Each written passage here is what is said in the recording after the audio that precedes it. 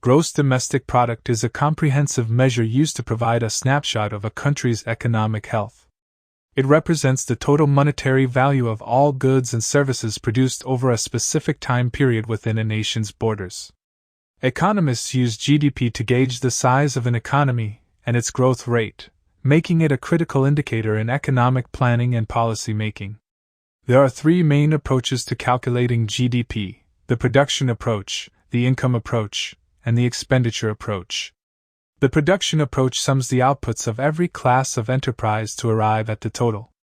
The income approach calculates the total income earned by the citizens of a nation, including wages, profits, and taxes minus subsidies. The expenditure approach, perhaps the most common, adds up total consumption, investment, government spending, and net exports. GDP can be reported in nominal terms, which refers to current prices, or in real terms, which are adjusted for inflation. This adjustment is crucial for comparing economic performance over time without the distortions of inflation.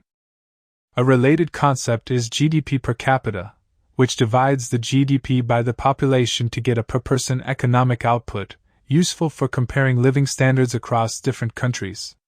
Growth in GDP is an indicator of economic expansion. When GDP is rising, the economy is generally considered to be growing, which can lead to increased business profits, higher employment, and better tax revenues for government. Conversely, a declining GDP indicates economic contraction, which can trigger unemployment, lower spending, and economic stress. However, GDP is not without its critics. It does not account for the distribution of income among residents of a country, nor does it consider whether the nation's rate of growth is sustainable in the long term.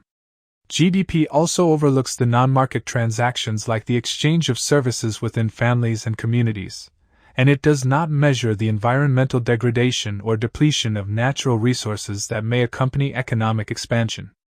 Furthermore, activities that increase GDP in the short term may lower the quality of life, such as overproduction leading to environmental destruction. Despite these limitations, GDP remains a vital tool in economic analysis, used not only to measure economic activity but also to compare historical periods and forecast future performance.